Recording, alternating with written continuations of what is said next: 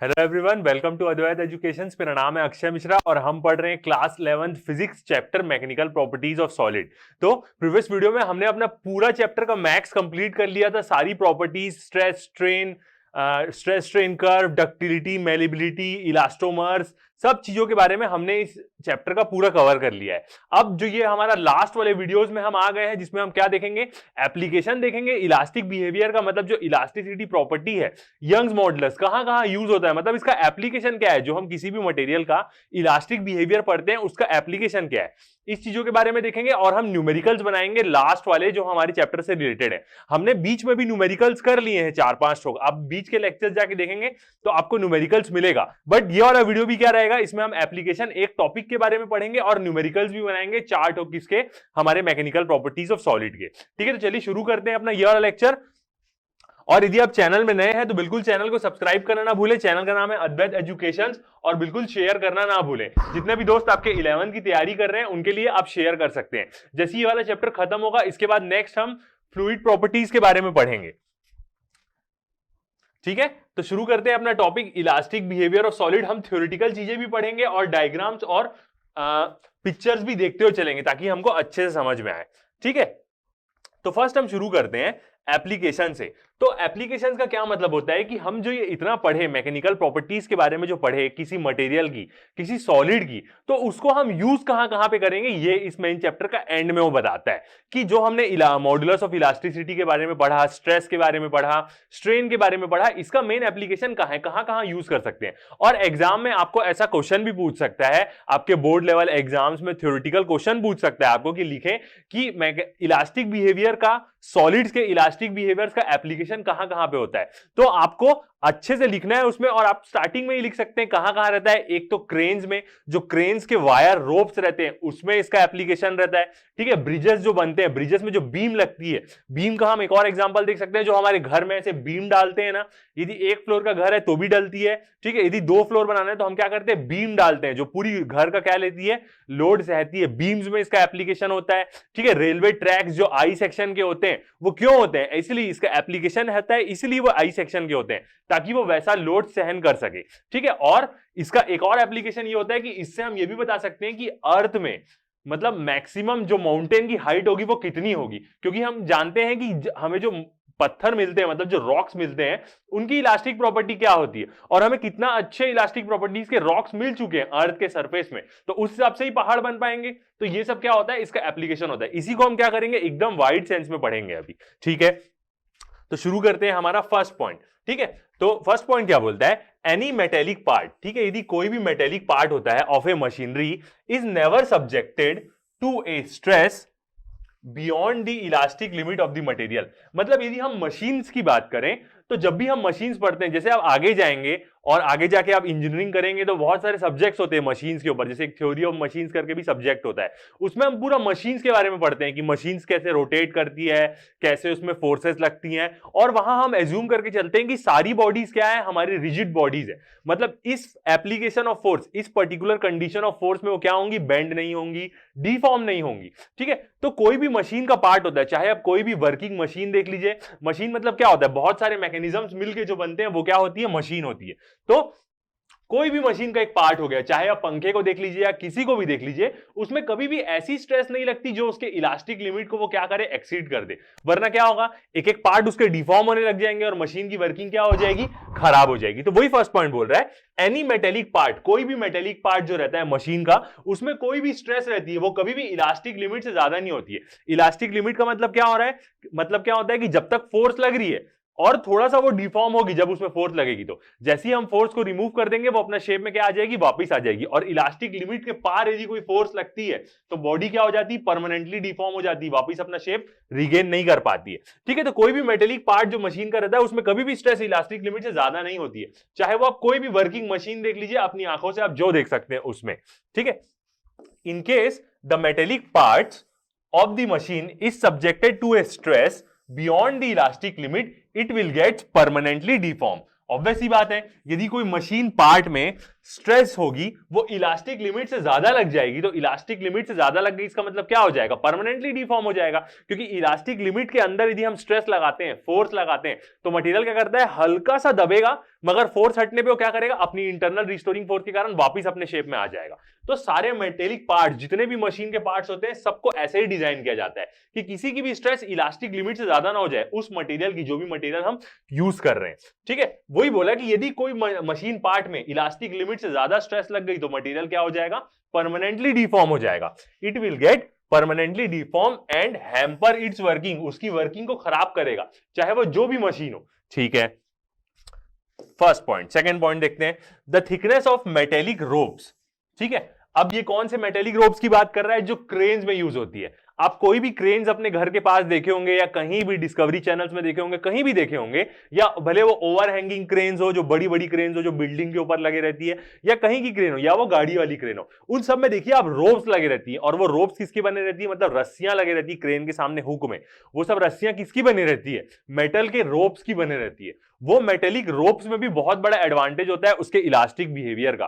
क्यों, क्योंकि यदि हम पतली रोप लेंगे तो वो क्या हो जाएगी, खींच जाएगी। तो इसलिए हम रोप्स को क्या बनाते हैं, थोड़ा मोटा मोटा बनाते हैं। और वो भी कैसे मोटा बनाते हैं, बहुत सारी रोप्स को हम क्या करते हैं, बांध के बनाते हैं। हम अभी पिक्चर में देखेंगे उसको। ठीक है, तो बोल रहा है the thickness of metallic ropes, मतलब जो उनकी मोटाई रहती है मेटेलिक रोप्स की, वो पर्टिकुलरली डिजाइंड हुई रहती है ताकि ये क्रेन इतना लोड उठा ले। ये क्रेन, हर क्रेन की एक लिमिट होती है, 600 टन उठाएगी, 1000 टन उठाएगी, कितना भी उसका लिमिट हो, उस लिमिट के कारण उसकी जो मेटेलिक रोप्स रहती है, जो ऊपर नीचे मूव होती है, उनका डिजाइन होता है कि वो कितनी मोटी रहेंगी। यदि बहुत पतली रही तो वो क्या होंगी, खींच जाएंगी।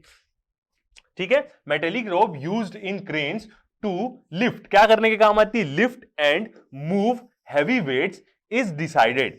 ठीक है, मतलब जो थिकनेस होती है मेटेलिक रोप्स की क्रेन्स में क्या करने के लिए, लिफ्ट और मूव करने के लिए, वो कैसे डिसाइडेड होती है, on the basis of elastic limit. उस रोप की इलास्टिक लिमिट से डिसाइड होती है कि कितना ये रोप खींचेगी और वापस अपने शेप में आ जाएगी। यदि ज्यादा खींच गई तो रोप क्या हो जाएगी, ब्रेक हो जाएगी और परमानेंटली डिफॉर्म होने लगेगी। ठीक है, of basis of elastic limit of the rope. ठीक है, and the factor of safety, मतलब दो चीज पे डिपेंड करती है, इलास्टिक लिमिट और फैक्टर ऑफ सेफ्टी पे भी। फैक्टर ऑफ सेफ्टी का मतलब क्या होता है, यदि हम इसको नॉर्मल सेंस में समझें तो जैसे कोई मशीन है, ठीक है, या कोई मेटेलिक पार्ट है। अब इसमें क्या हो सकता है, ये मान के चलिए 10 किलो न्यूटन का लोड सह सकता है। ठीक है, इसको जिस जगह में लगा रहा हूं उस जगह में इसको 10 किलो न्यूटन का लोड सहन करना है। तो मैं इसको डिजाइन करूंगा ना जब, तो मैं क्या करूंगा, थोड़ा इसमें फैक्टर ऑफ सेफ्टी रखूंगा। मतलब मैं इसका ना 15 किलो न्यूटन का लोड सहने की इसको ताकत बनाऊंगा। ठीक है, ताकि 10 से यदि लोड थोड़ा ज्यादा हो जाए, 11 न्यूटन हो जाए, 12 न्यूटन हो जाए, कभी चेंज हुआ लोड तो ये टूटे ना। एग्जैक्टली 10 किलो न्यूटन के लिए मैं इसको डिजाइन नहीं करूंगा। तो यही फैक्टर ऑफ सेफ्टी बताती है कि कितना आप और फैक्टर ऑफ सेफ्टी लेके चलते हैं, आप कितना और ज्यादा क्लियरेंस लेके चलते हैं। जैसे कोई भी मशीन 100 किलो न्यूटन लोड सहन कर सकती है, तो मैं उसको ऐसा डिजाइन करूंगा कि थोड़ा सा ज्यादा 110 120 किलो न्यूटन के लिए डिजाइन करूंगा, ताकि यदि 100 से ऊपर नीचे कुछ लोड हुआ तो वो क्या कर ले, सहन कर ले। यही क्या बताता है, फैक्टर ऑफ सेफ्टी बताता है। इसकी वैल्यू हमेशा 1 से बड़ी होती है, और 1 से जितना ज्यादा ऊपर होगी, 2 3 4 5 6 7 8 9 10, उतना डिजाइन क्या रहेगा, सेफ रहेगा। मगर ऑप्टिमम वैल्यू रखते हैं कि 1 2 3 रखते हैं, क्योंकि यदि एकदम ज्यादा, अब 100 किलो न्यूटन का लोड सहना है और मैं इसको बना दे रहा हूं कि 300 किलो न्यूटन का लोड सह ले, तो मटेरियल कॉस्ट ज्यादा होगा, पैसा ज्यादा लगेगा। इसलिए ऑप्टिमम रखते हैं इसकी वैल्यू की, ताकि 10 किलो न्यूटन का लोड सहन करना है तो 15 तक बनाता हूं, तो 15 के यदि 10 से थोड़ा ऊपर नीचे हुआ तो ये लोड सह लेगा, चाहे वो कहीं भी रहे, कहीं के लिए भी डिजाइन बनाए हम, कोई भी मेटेलिक पार्ट, क्रेन, कोई भी चीज हो, फैक्टर ऑफ सेफ्टी हम यूज करते ही है, थोड़ा सा ज्यादा लेके चलते हैं, इसका मतलब ये। ठीक है, प्रॉपर डेफिनेशन देखें फैक्टर ऑफ सेफ्टी का, जिसको हम क्या बोलते हैं, सेफ्टी फैक्टर भी बोलते हैं। तो क्या होता है, इज अ टर्म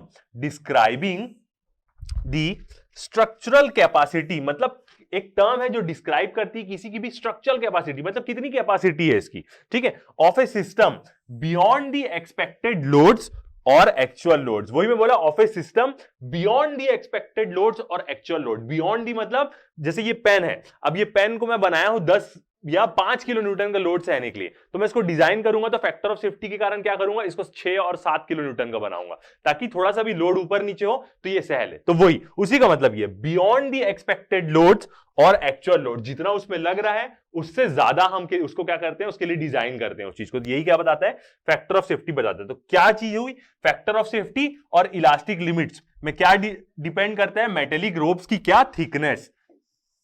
ठीक है, तो ये क्या हुआ, फर्स्ट वाला एप्लीकेशन, फर्स्ट एप्लीकेशन ये हुआ, जो ये फर्स्ट पॉइंट पढ़े, ये तो एक नॉर्मल सा पॉइंट है कि हर जगह हम इलास्टिक लिमिट के अंदर ही किसी चीजों को डिजाइन करते हैं।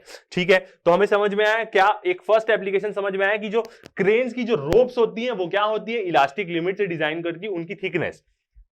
ठीक है, आगे बढ़ते हैं। अब यदि हम डायग्राम देखें क्रेन्स की रोप्स का, तो आप यहां पे डायग्राम देख सकते हैं।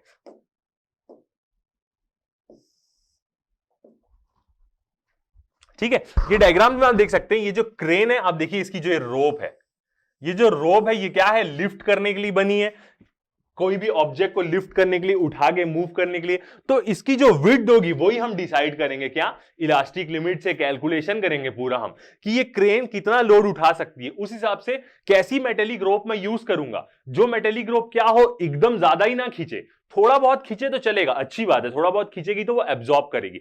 एकदम ज्यादा खींच गई, डिफॉर्म हो गई, तो कोई मतलब नहीं होगा हमारे लिए, वो बार बार डिफॉर्म होके टूट जाएगी एक दिन। तो वही इलास्टिक लिमिट डिपेंड करती है, जो भी डिजाइन होता है वो हम क्या करते हैं, इलास्टिक लिमिट के बेसिस में करते हैं, और फैक्टर ऑफ सेफ्टी लेते हैं ताकि थोड़ा सा और लोड ले ले, जितना भी हो। अब जैसे आप किसी भी एक, जैसे आप ब्रिजेस को देखेंगे, ब्रिजेस में हाई टेंसाइल केबल लगे रहते हैं। आप जब भी कोई बड़े ब्रिज से गुजरे होंगे तो आपको हाई टेंसाइल केबल्स दिखते होंगे, तो वो क्या एक सैगे केबल रहते हैं, नहीं, उनके अंदर क्या रहता है, छोटे छोटे केबल्स लिपटे हुए रहते हैं।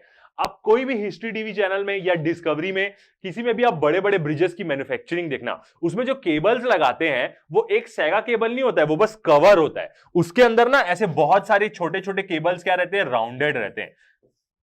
इसी से क्या होता है, उसकी पूरी स्ट्रेंथ बनती है। तो छोटे छोटे केबल्स उसके अंदर डाले रहते हैं, जितनी ज्यादा स्ट्रेंथ चाहिए उतने ज्यादा हम केबल यूज करेंगे, और जितने ज्यादा हम केबल यूज करेंगे, इसकी जो थिकनेस है वो क्या होती जाएगी, बढ़ती जाएगी धीरे धीरे। ठीक है, कितना चौड़ा है वो होते जाएगा, बढ़ते जाएगा। तो जितना ज्यादा हमको लोड सहना है, उतनी ज्यादा हम क्या करेंगे, थिक मेटेलिक रोप्स को यूज करेंगे। और इसके एप्लीकेशंस कहां होते हैं, क्रेन्स में, ओवरहैंगिंग क्रेन्स भी होती हैं, जो बिल्डिंग के ऊपर लगे रहती हैं, बड़ी बड़ी क्रेन्स आप देखे होंगे टीवीज में। तो वो सब की जो रोप्स रहती है वो क्या होती है, इससे डिजाइन होती है, फर्स्ट एप्लीकेशन हमारा। ठीक है, आगे बढ़ते हैं। फिर उसके बाद सेकेंड एप्लीकेशन देखते हैं, जो सबसे मेजर एप्लीकेशन भी होता है, बोलते हैं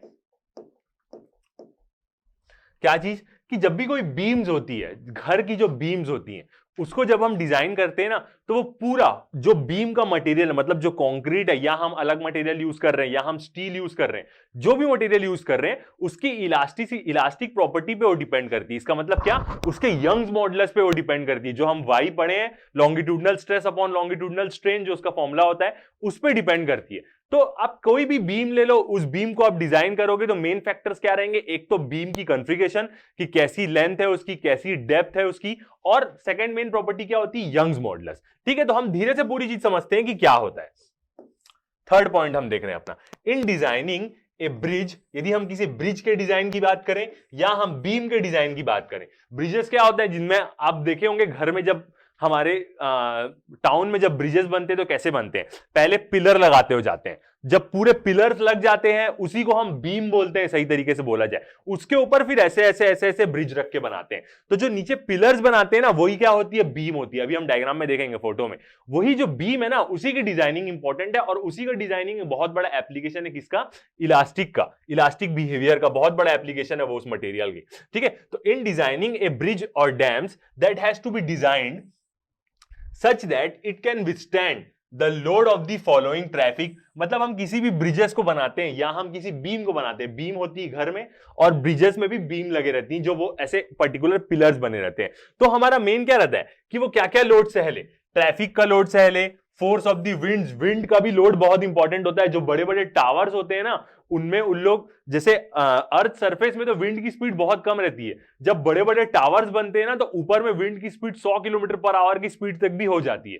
तो जब भी उन लोग डिजाइन करते हैं ना बड़े बड़े टावर्स, तो उन लोग ये भी फैक्टर लेके चलते हैं कि हवा तेज हो गई, चलने लग गई, तो ये क्या कर सकती है, तोड़ सकती है बड़े बड़े ब्रिजेस को और बड़ी बड़ी बिल्डिंग्स को। तो विंड स्पीड भी बहुत बड़ा फैक्टर रहता है। एंड इट्स ओन वेट, अपना वो खुद का भी वेट उठा पाए, उसको ऐसा डिजाइन करना है। एक ब्रिज बना रहे हैं तो उसमें इतना सारा ट्रैफिक जाएगा, उसको हम पहले ही ले रहे हैं कि इतना ट्रैफिक जाएगा, विंड की स्पीड, वो अपना खुद का वेट भी उठा ले, ऐसा उसको हमको डिजाइन करना है। ठीक है, फिर देखते हैं आगे, द ब्रिज और beam should not bend too much.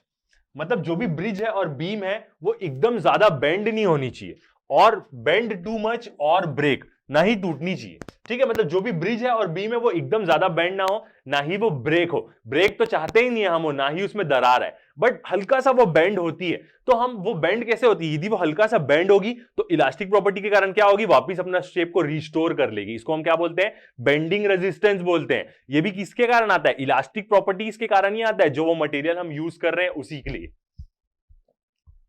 ठीक है, तो ये सब क्या होता है, इन सब चीजों पे डिपेंड करता है। आगे देखते हैं। ठीक है, अब हम डिफ्लेक्शन की बात कर रहे हैं। Deflection of a beam loaded in the middle with a load W is given by. अब यहां पे क्या कर रहे हैं, हम एक बीम की बात कर रहे हैं। और कैसे, जैसे हम उसको किसको एज्यूम करें, यदि हम ब्रिजेस को एज्यूम करें तो ब्रिजेस कैसे रहते हैं, आप ब्रिजेस का जब भी शेप देखे होंगे तो वो क्या रहते हैं, ऐसे रहते हैं। ठीक है, मतलब एक प्रकार का क्या रहता है, वो आई सेक्शन रहता है, आप देखे होंगे ब्रिजेस की जितनी भी बीम रहती है इसके ऊपर क्या रखे रहते हैं, ब्रिज रखे रहते हैं। यही क्या रहते हैं, ब्रिज के पिलर्स रहते हैं। तो ये जो ब्रिज के पिलर्स हैं इसको हम कैसा कंडीशन एज्यूम करते हैं बताऊं, एक प्रकार की सिंपली सपोर्टेड बीम मानते हैं। सिंपली सपोर्टेड बीम का मतलब एक जो ऐसी बीम है ये बस ऐसे रखी हुई है दो सपोर्ट में, तो ये हम क्या मानते हैं, एक प्रकार की सिंपली सपोर्टेड बीम उसको एज्यूम करते हैं। ऐसे बहुत सारी प्रकार की बीम होती है, मैं आपको दिखाऊं। और हम ये मानते हैं कि इसके मिड में, मतलब इसके एकदम सेंटर में एक लोड लग रहा है W, ऐसा हम एज्यूम करते हैं इस बीम को। क्योंकि हर प्रकार की बीम क्या होती है ना, बहुत सारी प्रकार की बीम होती है और बहुत सारी प्रकार की बीम में अलग अलग प्रकार का डिफ्लेक्शन होता है। तो ब्रिजेस के केस में हम क्या मान लेते हैं, ऐसा जैसे ये हमारा क्या रहेगा, ब्रिज रहेगा, यहां पे ट्रैफिक चलते रहेंगे। ठीक है, तो इसको हम एक प्रकार का क्या आई सेक्शन बनाते हैं ऐसा, और एक प्रकार की क्या बीम मानते हैं, सिंपली सपोर्टेड बीम मानते हैं। ऐसी भी तो हो सकती है, पूरा मतलब एक क्या हो, रेक्टेंगुलर शेप की बीम हो, मगर उसको हम बनाते हैं आई सेक्शन। उसके बारे में भी हम देखेंगे क्यों। तो ऐसे ही ब्रिज की बीम होती है, इसको हम क्या मानते हैं, सिंपली सपोर्टेड बीम मानते हैं। सिंपली सपोर्टेड मतलब नॉर्मली दो सपोर्ट में क्या है, वो रेस्ट कर रही है और उसके मिड पॉइंट में, मिड स्पैन में क्या लग रहा है, लोड लग रहा है, ऐसा मानते हैं। तो इस केस में जो डिफ्लेक्शन होता है, अब डिफ्लेक्शन का मतलब क्या होगा, जो बीम है इसका मतलब वो क्या हो रही है, डिफ्लेक्ट हो रही है अपनी पोजीशन से। कैसे, नॉर्मल ये वाली बीम हुई, ठीक है। अब डिफ्लेक्शन का मतलब क्या है ना, कि ये ऐसे डिफ्लेक्ट हो जाएगी अपने पोजीशन से, मतलब ना हल्की सी बेंड हो जाएगी। इसको हम एक और वर्ड में क्या बोलते हैं, बकलिंग भी बोलते हैं। ऐसा वो बेंड हो जाएगी जब उसमें लोड लगेगा, क्योंकि दोनों तरफ से तो सपोर्ट कर ही रहा है ब्रिज और बीच में ट्रैफिक है, तो वो ऐसे क्या हो जाएगी, बेंड हो जाएगी। इसी को हम डिफ्लेक्शन बोलते हैं। और जो ये बीच का डिस्टेंस रहता है ना, कितना डिफ्लेक्ट हुआ, इसी को हम डेल्टा बोलते हैं, डिफ्लेक्शन। अभी हम और डायग्राम में देखेंगे तो और अच्छे समझ में आएगा। तो सिंपली सपोर्टेड केस के बीम में एक पर्टिकुलर कंडीशन ले रहे हैं हम, उस केस में जब लोड लगेगा मिडिल में W, तो उस केस में डिफ्लेक्शन का फॉर्मूला क्या होता है बताओ, delta is equal to WL cube by 4y BD cube. ये फॉर्मूला होता है। 4y क्या है हमारा यंग्स मॉडुलस, B क्या है उस बीम की क्या विड्थ, ठीक है, और D क्या है उसकी डेप्थ। तो आप देख सकते हैं, यदि यहां पे y की यदि मैं वैल्यू देखूं, बाकी सब में लिखा हुआ है, L क्या है लेंथ ऑफ द बीम, ठीक है, ये जो L है वो बीम की लेंथ रहेगी, B क्या है उसकी विड्थ, रेक्टेंगुलर बीम ले रहे हैं हम, D क्या है उसकी डेप्थ, और y क्या है हमारा यंग्स मॉडुलस। ठीक है, तो अभी हमने यहां पे पूरी नोटेशन समझ में आई। डायग्राम देखते हैं और पहले ना, तो हमको और अच्छे से समझ में आएगा।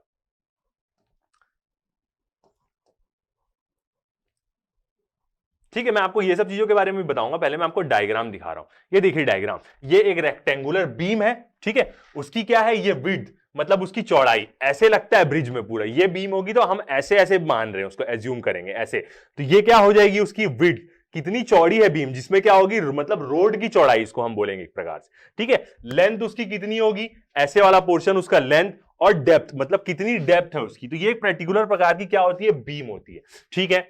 तो अभी हमने उसके डायमेंशन समझ में आए, ठीक है, ये उसकी लेंथ सबसे लंबा वाला पार्ट, उसकी चौड़ाई और उसकी डेप्थ, मतलब वो कितनी चौड़ी, मतलब कितनी गहरी है बीम, तो ये हुए उसके डायमेंशन, ठीक है। तो अब आप देख सकते हैं यहां पे ये रिलेशन कैसा है। इस रिलेशन में सबसे फर्स्ट चीज आप देखिए यंग्स मॉडुलस को, दोनों क्या है, इनवर्सली प्रोपोर्शनल है, ठीक है। इसका मतलब y की वैल्यू जितनी ज्यादा होगी, जितना ज्यादा उस मटेरियल का यंग्स मॉडुलस होगा, उतना ही कम क्या होगा, डिफ्लेक्शन होगा। मतलब y की वैल्यू यदि बढ़ेगी तो डिफ्लेक्शन क्या होगा, कम होगा, ठीक है। और हम चाहते हैं कि बीम कम डिफ्लेक्ट हो, तो देखिए यंग्स मॉडुलस पे वो डिपेंड कर रही, साथ ही साथ वो ये दोनों चीजों पे भी डिपेंड करती है, तो इसी को हम आगे जाके देखेंगे, ठीक है। तो यहां पे जो हमने बीम यूज करी थी वो एक प्रकार की क्या बीम है, हम यहां पे मान रहे हैं कि जो रेल मतलब जो ब्रिजेस होंगे अपने ट्रैफिक ब्रिजेस, वो एक प्रकार के क्या होंगे, सिंपली सपोर्टेड बीम होंगे। सिंपली सपोर्टेड बीम का मतलब ये बीम नॉर्मली दो सपोर्ट में रखी गई है और उसमें जो कंडीशन है वो लोड कहां लग रहा है, उसके मिड में लग रहा है। ऐसी हम कंडीशन मान रहे हैं तो हमारा ये डिफ्लेक्शन का फॉर्मूला है। यदि अपन कंडीशन चेंज कर देते हैं तो डिफ्लेक्शन का फॉर्मूला हर केस में अलग हो जाता है। इसको हम क्या बोलते हैं, simply supported beam, short form में मैं लिखूं तो इस कंडीशन को मान रहे हैं। अब हम देखते हैं क्या होता है ना, ये इलास्टिक जो यंग्स मॉडुलस है और जो इलास्टिक बिहेवियर है, इसका बहुत बड़ा एप्लीकेशन होता है स्ट्रेंथ ऑफ मटेरियल्स में। और जब हम bending of beams, deflection of beams पढ़ते हैं, ये बहुत बड़ा एक सब्जेक्ट होता है इंजीनियरिंग में, मतलब मटेरियल मैकेनिक्स ऑफ सॉलिड में बहुत बड़ा एक सब्जेक्ट होता है। तो इसी में क्या होता है ना, बहुत सारे अलग अलग प्रकार की बीम होती है। कैसी, जैसे एक बीम कैसी होती है, नॉर्मल ऐसी रहेगी, ठीक है, और यदि मैं इसका दोनों एंड से मैं इसको फिक्स कर देता हूं, दोनों एंड से मैं इसको फिक्स कर देता हूं, मतलब एक ये जो इसको मैं ऐसे पकड़ के फिक्स कर दिया दोनों एंड से, तो ये क्या हो जाएगी, फिक्स्ड बीम हम इसको बोलते हैं। ठीक है, फिक्स्ड बीम हो जाती है।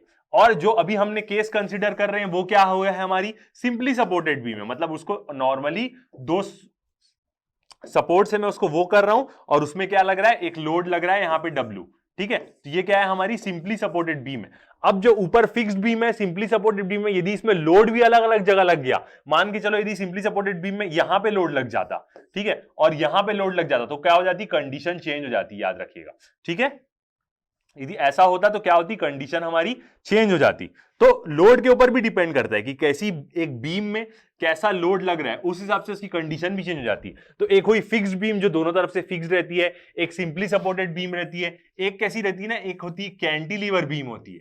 कैंटिलीवर मतलब वो क्या होगी, एक एंड से फिक्स्ड होगी और बाकी एंड से क्या होगी, हवा में होगी, ऐसी एक कैंटिलीवर बीम भी होती है। ठीक है, एक ओवर हैंगिंग बीम भी होती है जो क्या होती है, बीच से सपोर्ट रहता है, जिसमें बीच में सपोर्ट रहता है, तो उसको ऐसी बीम को हम क्या बोलते हैं, ओवर हैंगिंग बीम बोलते हैं। एक कंटिन्यूअस बीम भी होती है।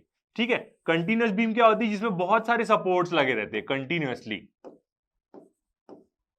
ठीक है, ये बीम ऐसे क्यों दिखती है, क्योंकि आप नॉर्मल अपने घर में देखेंगे तो बीम आपको सीधा दिखेगी ऐसे, और उसमें जो ऊपर से लोड लग रहा है और जो नीचे से उसको सपोर्ट मिल रहा है, सेम वैसी कंडीशन को हम पढ़ रहे हैं। तो अलग अलग बीम है और अलग अलग बीम के लिए क्या होते हैं, उनके डिफ्लेक्शन के फॉर्मूले होते हैं। सबके डिफ्लेक्शन के फॉर्मूले, जो डेल्टा हम बोलते हैं ना, कि वो कैसा बैंड होगी, हल्का सा ऐसा, या कैसे भी वो बैंड होगी, हल्का सा ऐसे बैंड होगी, जैसे ये भी ऐसा बैंड होगा, सबकी अलग अलग कंडीशन है, अलग अलग डिफ्लेक्शन के फॉर्मूले, अलग अलग प्रकार के लोड्स में कि कैसा उसमें लोड लगता है। हम क्या मान रहे हैं, हम सिंपली सपोर्टेड बीम के बारे में मान रहे हैं। ठीक है, जो हमारी कंडीशन है, और ये मान रहे हैं कि उसमें बीच में लोड लग रहा है। हम अपनी सिंपली सपोर्टेड बीम है जो नीचे से नॉर्मली सपोर्टेड है, ऐसा ही ब्रिज का स्ट्रक्चर रहता है, क्योंकि ये जो बीम रहती है और यहां पे क्या लग रहा है, हमारा लोड लग रहा है W। तो ब्रिज की जो बीम रहती है ना, वो ऐसी ही रहती है लगभग। इसी के नीचे क्या बने रहता है बताओ, इसी के नीचे हमारा ना आई सेक्शन बने रहता है एक्चुअली। तो ये ब्रिज हो गया अपना, ये उसकी नीचे की बीम हो गई। तो हम उसको वही मानते हैं कि एक प्रकार की सिंपली सपोर्टेड बीम है और उसमें बीच से लोड लग रहा है, इसलिए हम ये कंडीशन मानते हैं यहां पे। तो हमारा डिफ्लेक्शन का फॉर्मूला जो आया है वो होता है ये। ठीक है, यदि कोई अलग कंडीशन हो गई तो डिफ्लेक्शन का फॉर्मूला अलग हो जाएगा, और हर जगह यंग्स मॉडुलस और इलास्टिक बिहेवियर का क्या रहता है, पूरा एप्लीकेशन रहता है। ठीक है, तो हमें ये समझ में आएगी कितने प्रकार की बीम्स होती है, सब में अलग अलग कंडीशन में उसका जो डिफ्लेक्शन होगा, जितना वो डिफ्लेक्ट हो रही है वो अलग अलग होगा। लोड पे भी डिपेंड करेगा कि कैसा लोड लगाते हैं। अब जो ब्रिज के लिए होता है, जो हम ये कंडीशन यूज कर रहे हैं डेल्टा, तो इसकी वैल्यू ना ये तीन चीजों पे डिपेंड करेगी। ये दोनों वैल्यू बढ़ेगी तो डेल्टा तो बढ़ेगा ही, ऑब्वियस बात है, क्योंकि ये दोनों वैल्यू क्या है, डायरेक्टली प्रोपोर्शनल है उससे। नीचे की जो तीन वैल्यू है, ये सब क्या है, इनवर्सली प्रोपोर्शनल है। तो इन सब वैल्यू को यदि मैं बढ़ाता हूं तो डेल्टा की वैल्यू क्या होगी, कम होगी। ऊपर की वैल्यू बढ़ाऊंगा तो डेल्टा बढ़ेगा ही। नीचे की वैल्यू यदि मैं बढ़ाता हूं, ये तीन चीजों की वैल्यू, तो डिफ्लेक्शन क्या होगा, कम होगा हमारा। तो एक चीज देखिए, यंग्स मॉडुलस एकदम ज्यादा रहेगा मटेरियल का, तो कोई भी ब्रिज क्या होगा, बेंड ही नहीं होगा। ठीक है, सेकेंड आता है, अब सेकेंड हम देखते हैं बी और डी का, उसकी विड्थ और उसकी डेप्थ का। ठीक है, तो अब मैं आपको ये डायग्राम पहले समझाऊंगा, पहले मैं आपको ये चीज दिखाता हूं वही फॉर्मूले में। अब वही फॉर्मूले में मैंने क्या किया, WL को हटा दिया, Y को हटा दिया, सिर्फ डेल्टा यूज किया, और किसके साथ वो प्रोपोर्शनल है वो देखा, डेल्टा यूज किया और बाकी सारी चीजों को हटा दिया, तो प्रोपोर्शनैलिटी का साइन लग गया, क्योंकि W लोड कांस्टेंट था, बीम की लेंथ कांस्टेंट थी, यंग्स मॉडुलस को भी चलो अभी हटा दे रहे। तो नीचे क्या दो टर्म बचेगी, B और D। और डी का क्या है, क्यूब है।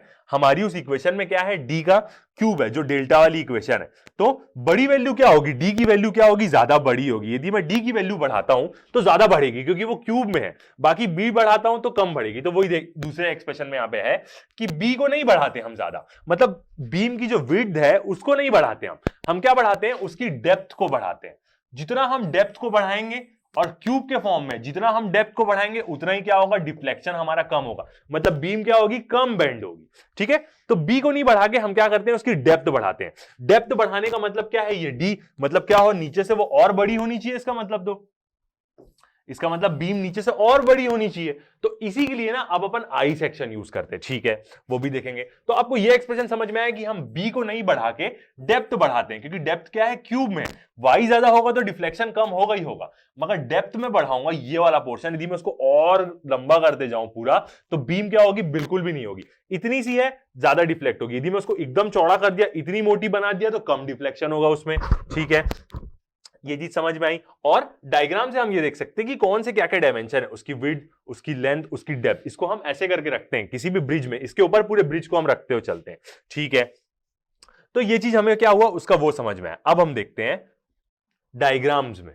ठीक है, जैसे आप ये ब्रिज का डायग्राम आप यहां पे देख सकते हैं। देखिए ये वाली चीज यहां पे आप देख रहे हैं कैसा ब्रिज शेप कैसा है, आई सेक्शन का एक शेप है, हल्का सा ऊपर में हल्का सा टी बन रहा है, मगर नीचे वो एक प्रकार का क्या हो जाएगा, आई हो जाएगा यहां पे। तो आप देख सकते हैं, ये देखिए ये शेप को देखिए। ठीक है, और इसी के ऊपर क्या रखा हुआ है, हमारा ब्रिज रखा हुआ है। इसका मतलब यहां से एक ऐसे फोर्स लग रही होगी और यहां से ऐसे, मतलब ये दोनों तरीके से सपोर्टेड होगा और फोर्स लग रही होगी उसमें।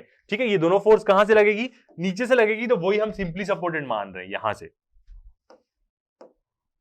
मतलब इसमें यहां से ऐसे फोर्स लग रही होगी और यहां से लग रही होगी, जो पोर्शन नहीं दिख रहा है, और ये ब्रिज की फोर्स, तो ब्रिज में कोई ट्रैफिक लगाएगा, तो एक प्रकार की सिंपली सपोर्टेड बीम का केस हो गया ये। और देखिए आई सेक्शन वाला ही हम यूज कर रहे हैं, मगर क्यों आई सेक्शन यूज किए अब उसके बारे में हम देखेंगे। ठीक है, अब यदि आपको डिफ्लेक्शन के बारे में देखना है कि कैसे कोई बीम डिफ्लेक्ट होगी, तो आप देख सकते हैं, ये देखिए यही जो बीम ऐसे क्या हो जाएगी, डिफ्लेक्ट हो जाएगी जब उसके बीच में वेट लग गया। और यही जो डिस्टेंस रहता है,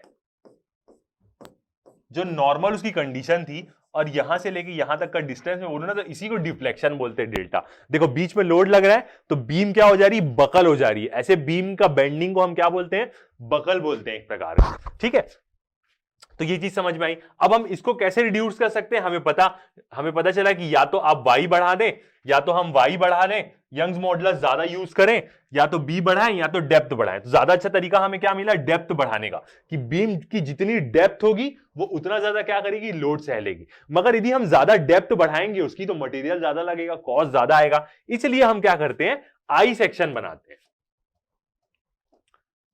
सिर्फ इसी कारण ना हम क्या करते हैं, अपना आई सेक्शन यूज करते हैं।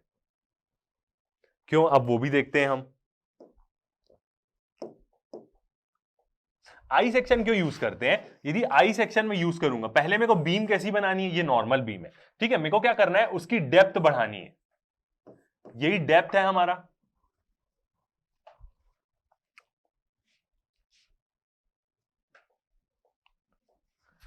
हमें क्या करनी है, बीम की ना डेप्थ बढ़ानी है। ये जो डायमेंशन है उसका डी, ये यदि मैं बढ़ाऊंगा तो क्यूब के फॉर्म में बढ़ेगा। ठीक है, और उससे क्या होगी, बीम क्या होगी, बेंड नहीं होगी ज्यादा, मतलब डिफ्लेक्ट नहीं होगी। जो यहां पे क्या हो रहा है, डेल्टा हमारा जो डिफ्लेक्शन हो रहा है ये नहीं होगा। तो इसका एक तरीका क्या है, या तो मैं बीम ऐसी बना दूं, इतनी ज्यादा डेप्थ की कर दूं, मतलब ऊपर में ब्रिज है और नीचे की बीम क्या है, पूरी रेक्टेंगुलर शेप की है। ये ऊपर में क्या है, हमारा ब्रिज है, और नीचे की बीम क्या है, पूरी रेक्टेंगुलर शेप की। मगर इससे क्या होगा, इसकी क्या होगा, एक तो मटेरियल ज्यादा लगेगा, और क्या होगा, बहुत ज्यादा मटेरियल इसमें लग जाएगा। मेन यही चीज है। तो मैं क्या करता हूं ना, इसको ऐसे काट देता हूं बीच बीच से। ठीक है, इससे क्या होता है, इसकी स्ट्रेंथ कम नहीं होती, मगर क्या होता है, जो स्ट्रेंथ बिल्कुल कम नहीं होती, मगर जो मटेरियल का कॉस्ट है वो कम हो जाता है। तो इसका मतलब ब्रिजेस कैसे बनते हैं बताऊं, इसलिए उसमें ना आई सेक्शन हम यूज करते हैं। यही फंडा कहां पे भी अप्लाई होता है, रेलवे ट्रैक्स में भी। रेलवे ट्रैक्स भी कैसे होते हैं, आई सेक्शन के होते हैं, सेम यही फंडा उनमें लगता है। तो अब मैं बीम को कैसे बना दूंगा, आई सेक्शन की बना दूंगा। इससे क्या हो जाएगा, एक तो उसकी विड्थ भी बढ़ जाएगी, विड्थ तो जितनी चाहूं उतनी बढ़ा सकता हूं, और उसकी डेप्थ भी बढ़ जाएगी। आई सेक्शन का बनाया, तो अब क्या होगा, बीम की जो डेप्थ हो गई वो कितनी हो गई, इतनी हो गई, और मेरे को मटेरियल का भी खर्चा क्या पड़ा, कम पड़ा, इतना मटेरियल मैं हटा दिया उससे, इसलिए आई सेक्शन बनाते हैं। सेम यही कंडीशन किसमें होती है, रेलवे ट्रैक्स में भी होती है। अब रेलवे ट्रैक्स भी देखे होंगे आई सेक्शन के रहते हैं, तो वो क्या होता है, उनका मेन रीजन क्या रहता है, यही रहता है। ठीक है, तो हमें समझ में आया डिफ्लेक्शन वाला एक पर्टिकुलर केस के लिए है। ठीक है, तो ये क्या था हमारा थर्ड एप्लीकेशन, या हम सेकंड बोल सकते हैं। ठीक है, दो डायग्राम को भी हमने समझा, डिफ्लेक्शन भी देखा, और यहां से हमने कंडीशन भी देखी। अब हमारा फोर्थ पॉइंट, फोर्थ एप्लीकेशन क्या होता है हमारा, कि इससे हम क्या पता लगा सकते हैं ना, कि जो मैक्सिमम हाइट है किसी भी माउंटेन की ऑन अर्थ, मतलब अर्थ में कोई भी माउंटेन ले ले या माउंट एवरेस्ट भी ले ले ना, तो उसकी भी हाइट ना 10 किलोमीटर से कम है, कुछ 8000 कुछ मीटर है माउंट एवरेस्ट की हाइट। ठीक है, तो 10 किलोमीटर से ज्यादा कोई भी माउंटेन नहीं है अर्थ में। ऐसा हम कैसे जान सकते हैं, हम कोई भी पत्थर लें, जितना भी स्ट्रॉन्गेस्ट रॉक हो अर्थ में, उस पर हम टेस्ट करें कि इसकी इलास्टिक लिमिट क्या है, कितना ये सह सकता है, तो हमें पता चल सकता है कि मतलब कितना कोई भी माउंटेन कितना बड़ा हो सकता है, क्योंकि ऑब्वियस ही बात है उस कोई भी पत्थर की उससे ज्यादा इलास्टिक लिमिट है ही नहीं, तो कैसे हो पाएगा। इसलिए the maximum height of a mountain on earth is equivalent to 10 kilometre, मतलब सिमिलैरिटी का साइन है, 10 किलोमीटर से छोटे ही है, 10 किलोमीटर से ज्यादा बड़ा तो कोई भी माउंटेन नहीं है। ठीक है, can also be provided by considering the elastic properties of rocks. जितने भी रॉक्स हमको मिलते हैं अर्थ के सरफेस में, सब पे यदि हम टेस्ट करें ना, तो हमें पता चल सकता है कि हाँ, इससे ज्यादा स्ट्रॉन्ग रॉक तो कोई है ही नहीं। अब जब हमें एक सबसे ज्यादा स्ट्रॉन्ग रॉक की इलास्टिक प्रॉपर्टी के बारे में पता चल गया है, तो उससे हम इवेल्युएट कर सकते हैं कि कोई भी माउंटेन कितना बड़ा हो सकता है अर्थ में। तो माउंट एवरेस्ट भी इतना बड़ा नहीं है, 10 किलोमीटर जितना पहाड़ कोई है ही नहीं, क्योंकि पत्थर में ही वैसी स्ट्रेंथ नहीं है हमारे यहाँ। ठीक है, कोई ऐसा नहीं है कि मतलब ऐसा नहीं है कि मतलब 10 किलोमीटर से ज्यादा बड़ा नहीं है, माउंट एवरेस्ट भी 8800 मीटर तक का ही है, क्योंकि पत्थर की प्रॉपर्टीज ही वैसी है, पत्थर की इलास्टिक प्रॉपर्टीज वैसी है। तो ये क्या हुआ, हमारा एप्लीकेशन हुआ किसके, इलास्टिक बिहेवियर का। ठीक है, तो अब हम क्या करेंगे, आगे बढ़ेंगे और क्या करेंगे, हम न्यूमेरिकल्स बनाएंगे। ठीक है, तो आगे बढ़ते हैं, अब हम क्या करते हैं, न्यूमेरिकल सॉल्व करते हैं किसके, इलास्टिक बिहेवियर के। बीच चैप्टर के बीच में भी हमने कुछ न्यूमेरिकल्स बनाए हैं, अब उनको भी जाके देख सकते हैं, और ये क्या है, एंड के न्यूमेरिकल्स रहेंगे। ठीक है, तो अब हम एक और चीज क्या देख लेते हैं, एक की पॉइंट भी देख लेते हैं। ठीक है, क्या bending resistance and elastic modulus क्या होता है। ठीक है, बेंडिंग रेजिस्टेंस का मतलब क्या होगा, जैसे कोई भी चीज को हम स्टार्टिंग में पढ़े थे, यदि हम किसी में भी फोर्स लगाते हैं तो उसमें एक इंटरनल रिस्टोरिंग फोर्स क्या होती है, जनरेट होती है, चाहे वो कैसा भी मटेरियल हो, उसी के कारण क्या आता है, स्ट्रेस आता है। तो किसी भी चीज को मैं बेंड करूंगा ना, तो भी उसमें एक बेंडिंग रेजिस्टेंस आएगा, वो उस रेजिस्टेंस को क्या करेगा, अपोज करेगा, कब तक, अपनी इलास्टिक लिमिट तक। यदि उसकी इलास्टिक लिमिट क्रॉस हो गई तो क्या होगा, वो मटेरियल क्या हो जाएगा, ब्रेक हो जाएगा। तो बेंडिंग रेजिस्टेंस क्या होता है, a beam can support load by providing resistance against bending. एक बीम क्या कर सकती है, कोई भी लोड को सपोर्ट कर सकती है। बीम्स मतलब जो घर की बीम्स है, ब्रिजेस में लग रही है, हर जगह जो लग रही है, वो क्या कर सकती हैं, कोई भी लोड को सपोर्ट कर सकती है, क्या करके, रेजिस्टेंस प्रोवाइड करके अगेंस्ट बेंडिंग। जो भी वो लोड उसको बेंड कर रहा है, उसके अगेंस्ट में क्या करेगी, वो रेजिस्टेंस प्रोवाइड करेगी। लार्जर द बेंडिंग रेजिस्टेंस, जितना ज्यादा बीम बेंडिंग रेजिस्टेंस प्रोवाइड करेगी, greater the load carrying load bearing capacity, मतलब जितना ज्यादा बीम रेजिस्टेंस प्रोवाइड करेगी, उतना ही ज्यादा क्या होगी, उसकी लोड बियरिंग, लोड सहने की क्षमता क्या होगी, बढ़ेगी। So the bending resistance is directly proportional to the elastic modulus. मतलब किसी भी बीम का जो बेंडिंग रेजिस्टेंस होता है ना, वो क्या होता है, डायरेक्टली प्रोपोर्शनल होता है किसके, elastic modulus of a material के।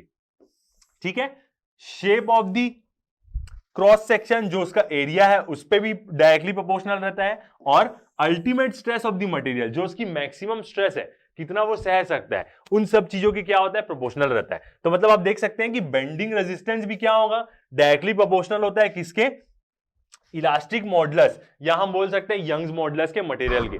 जब हम बेंडिंग ऑफ बीम्स और डिफ्लेक्शन ऑफ बीम्स पढ़ते हैं ना, तो इलास्टिक मॉडुलस का बहुत बड़ा एप्लीकेशन रहता है वहां पे। ठीक है, तो ये समझ में आया हमें कि बेंडिंग रेजिस्टेंस क्या होता है।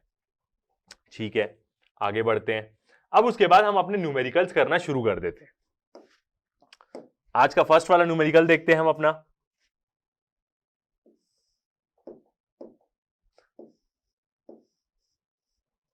ठीक है, तो साथ ही साथ अब हम क्या करेंगे, अपनी गिवन वैल्यूज को भी लिखते हुए चलेंगे।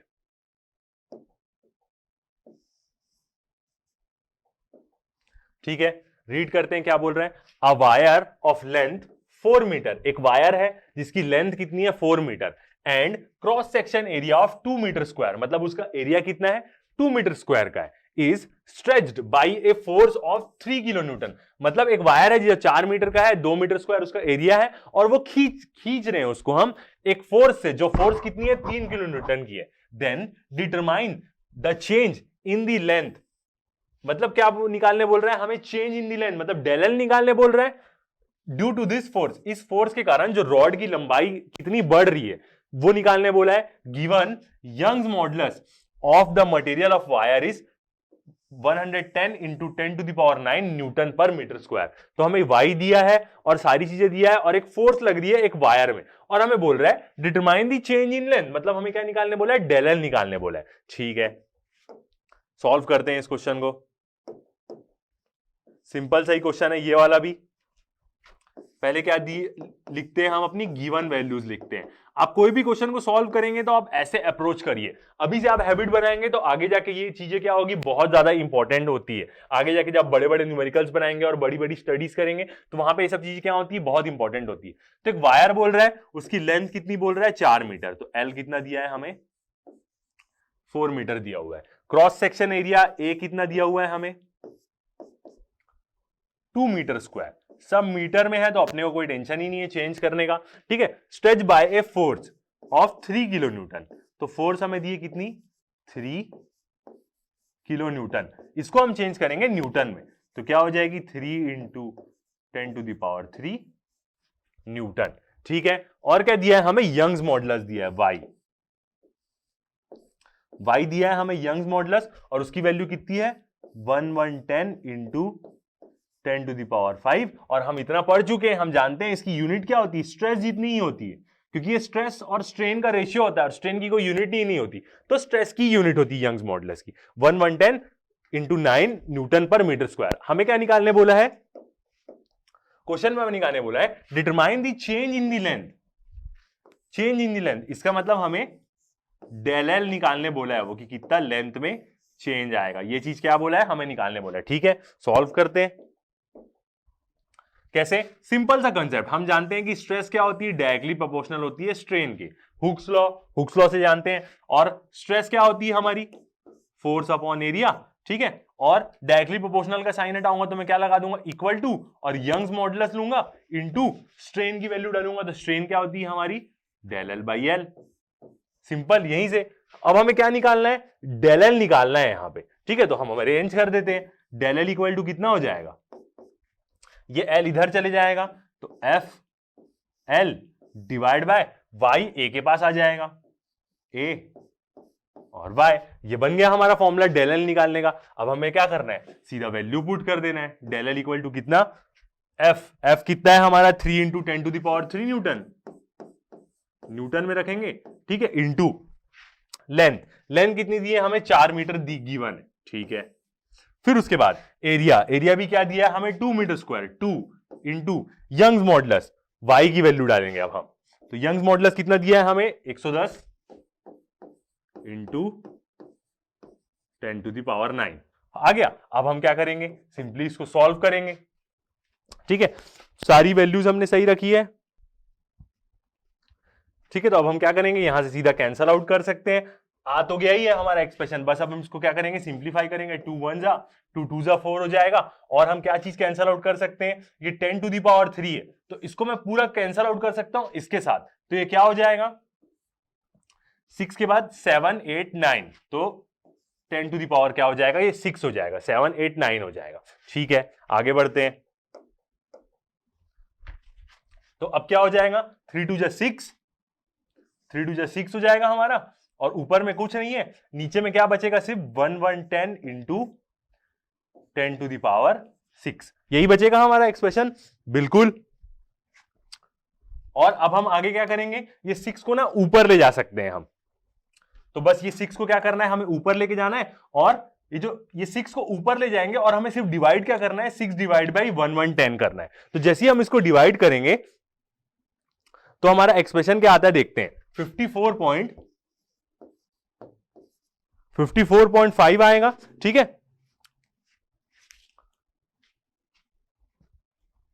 अच्छा टोटल है, टोटल आंसर आएगा, ठीक है, टोटल आंसर लिख लेते। जैसे हम इसको पूरा सॉल्व करेंगे, इस पूरी टर्म को हम सॉल्व करेंगे तो हमारा आंसर आएगा, ये 6 को भी ऊपर ले सकते हैं हम, 10 टू द पावर 6, कोई दिक्कत नहीं। तो पूरा जब हम सॉल्व करेंगे तो कितना आएगा, 54.5 into 10 to the power -9 metre में आएगा, ठीक है, -9 भी आएगा। अब इसको सॉल्व करके देख सकते हैं, मैंने भी सॉल्व किया तो एग्जैक्ट यही वैल्यू आएगी। अब उसके बाद हमें इसे चेंज करना है क्या, बिल्कुल, यदि हम mm में चेंज करना चाहें तो क्या होगा, 1000 से मल्टीप्लाई करना पड़ेगा, तो क्या हो जाएगा 54.5 into 10 to the power -6, 10 to the power -6 mm। तो ये क्या आ गया, हमारा आंसर आ गया। मतलब क्या निकालना था हमें, डेल एल निकालना था, और वही क्या है हमारा आ गया 54.5 into 10 to the power -6 mm। पहले मीटर में था, 1000 से मल्टीप्लाई किए तो -9 क्या हो गया, -6 हो गया। तो ये क्या निकल गया, हमारा निकल गया आंसर, जो हमें चेंज इन लेंथ निकालनी थी, ठीक है। नेक्स्ट क्वेश्चन देखते हैं।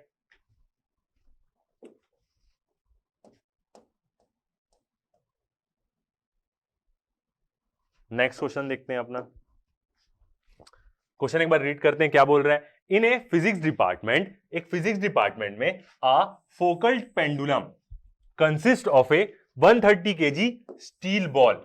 एक फोकल पेंडुलम की बात कर रहा है, तो फोकल पेंडुलम क्या होता है, फर्स्ट इसने एक साइंटिस्ट फोकल नहीं बनाया था, और इसने क्या चीज के लिए उसको यूज किया था, अर्थ का रोटेशन जानने के लिए, कि अर्थ कैसे रोटेट करता है उसको मेजर करने के लिए एक फोकल पेंडुलम उसने यूज किया था। कुछ नहीं, एक बड़ा सा रूम रहता है, उसमें ऊपर में एक नॉब रहती है, एक वायर लटके रहता है, और वायर के नीचे स्टील बॉल रहती है, और वो ऐसे ऐसे क्या करता है, ऑसिलेट करता है। अर्थ के रोटेशन जानने के लिए उसने फोकल साइंटिस्ट ने ये पेंडुलम बनाया था, तो उसी को हम फोकल पेंडुलम बोलते हैं। नॉर्मल पेंडुलम ही है। Consist of a 130 kg steel ball, जो उसके नीचे में लगी हुई है वायर के, which swings at the end of a 0.8 metre long steel cable. मतलब एक जो स्टील केबल है जिसमें वो बॉल लगी है, उसकी लेंथ बताया। हैविंग डायमीटर ऑफ 0.3 mm, जो वायर है उसका डायमीटर बता रहा है वो।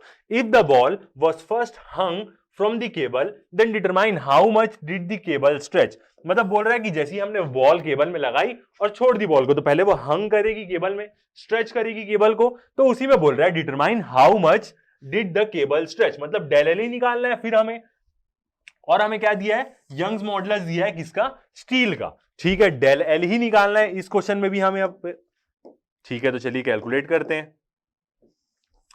सबसे पहले क्या करते हैं, हम अपनी गिवन वैल्यूज लिखते हैं कि क्या क्या हमें गिवन है। तो फर्स्ट हमें क्या गिवन है, फोकल पेंडुलम, ठीक है, मास दिया है हमें m, कितना 130 kg, 130 kg हमें क्या दिया हुआ है, मास दिया हुआ है। तो ये मास से हम क्या करेंगे ना, मास से हम क्या करेंगे, अपनी फोर्स बना लेंगे। क्यों, क्योंकि बॉल का वेट होगा, और वेट की यूनिट क्या होती है, न्यूटन, फोर्स की भी यूनिट क्या होती है, न्यूटन। तो वेट भी क्या है, एक प्रकार का फोर्स ही है। तो हम इस मास से ना क्या करेंगे, वेट निकाल लेंगे। तो ठीक है, चलिए वेट कैलकुलेट कर लेते हैं अपना। W इजिकल टू क्या हो जाएगा, mg, ठीक है, m की वैल्यू है कितनी, 130,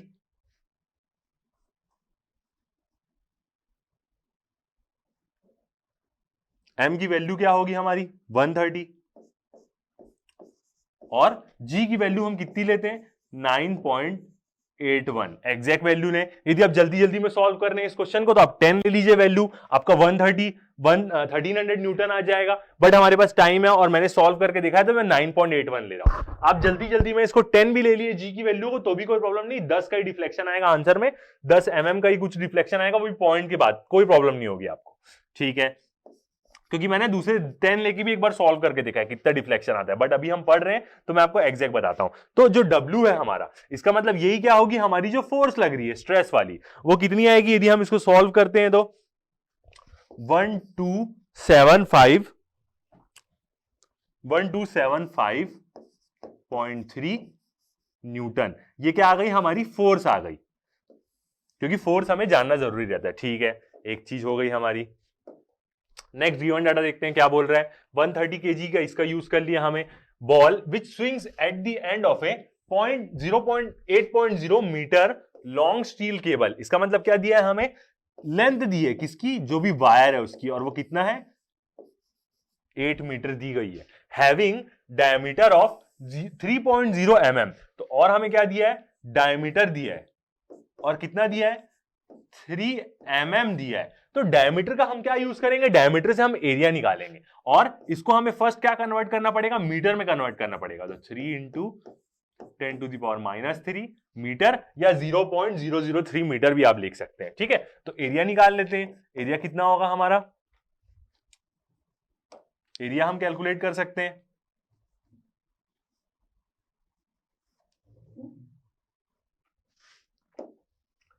एरिया हम कैलकुलेट कर सकते हैं। एरिया क्या हो जाएगा हमारा, π/4 d²। यही होता है एरिया का फॉर्मूला, सर्कुलर वायर है क्योंकि, तो π/4 इंटू डी क्या है, ये 3 इंटू 10⁻³ का स्क्वायर। सॉल्व करेंगे तो एरिया हमारा कितना आ जाएगा, सब सॉल्व करेंगे, ये 3 क्या हो जाएगा स्क्वायर और उधर का भी स्क्वायर, तो जैसे आप इसको सॉल्व करेंगे तो एरिया आ जाएगा हमारा 7 इंटू 10⁻⁻6 मीटर स्क्वायर। हमें एरिया भी किसमें चाहिए, मीटर स्क्वायर में चाहिए। तो हमारा क्या आ गया, एक और टर्म आ गया। और देखते हैं क्या बोल रहे हैं। First hung by the cable, then determine how much did the cable stretch. ठीक है, इसका मतलब हमें क्या निकालने बोला, how much did the cable stretch, मतलब ओवरऑल क्वेश्चन में हमें क्या निकालना है, डेल एल निकालना है कि कितना डिफ्लेक्शन उसमें हो रहा है। और साथ ही साथ हमें क्या दिया है, यंग्स मॉडुलस वाई दिया हुआ है हमें, यंग्स मॉडुलस ऑफ स्टील की वैल्यू हमें गिवन है। ठीक है, कैलकुलेट कर सकते हैं इसको, तो चलिए कैलकुलेट करते हैं। सारी गिवन वैल्यूज हमको पता है। ठीक है, पॉज करके आप नोट कर सकते हैं इस चीज को। आगे बढ़ते हैं, सॉल्व करते हैं।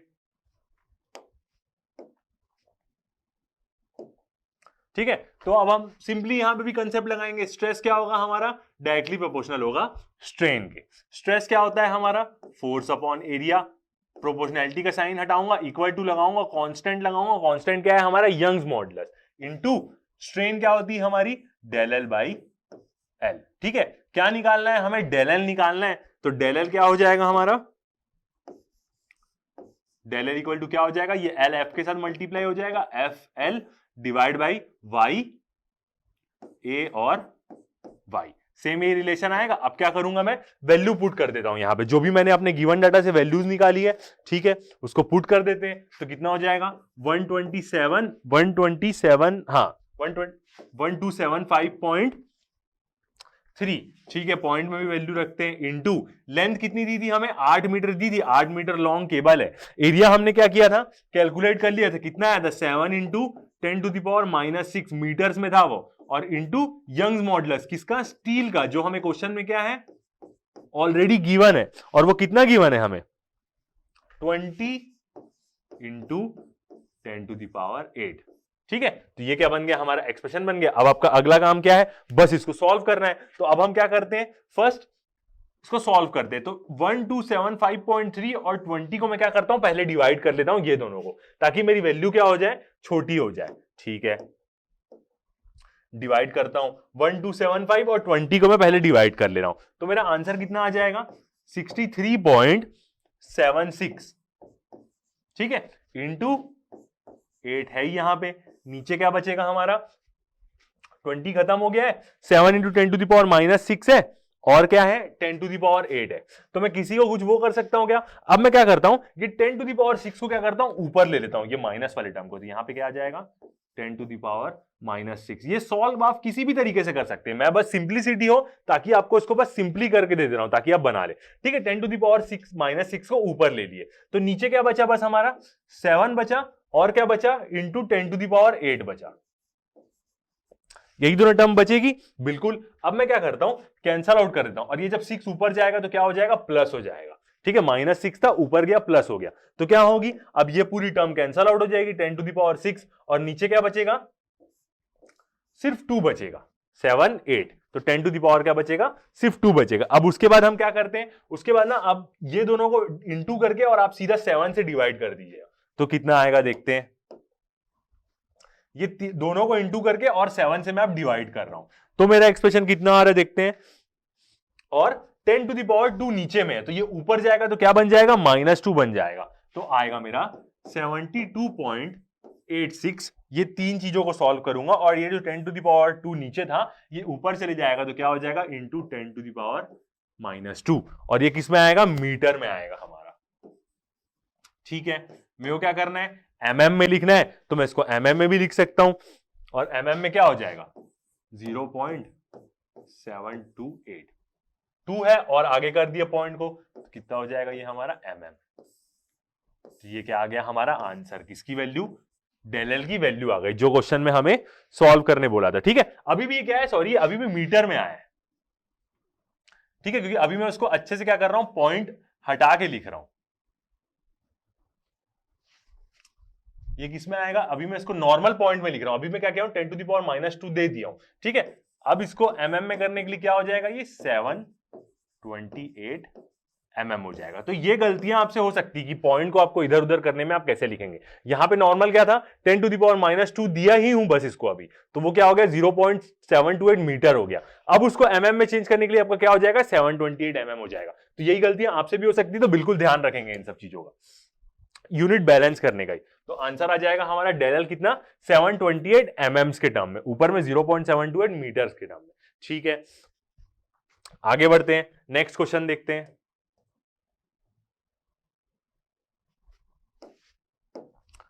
अगला एग्जांपल देखते हैं क्या बोल रहे हैं, what will be the decrease in volume. ये एक अलग प्रकार का क्वेश्चन है, वॉल्यूम में कितना डिक्रीज होगा ऑफ ए 100 सेंटीमीटर क्यूब। ठीक है, ये क्यूब है, 100 centimetre cube of water under pressure of 1000 atm if compressibility of the water is 4 × 10⁻⁻5 per unit atmospheric pressure. मतलब क्या निकालने बोल रहे हैं, डिक्रीज इन वॉल्यूम, मतलब हमें डेल वी निकालना है इस केस में।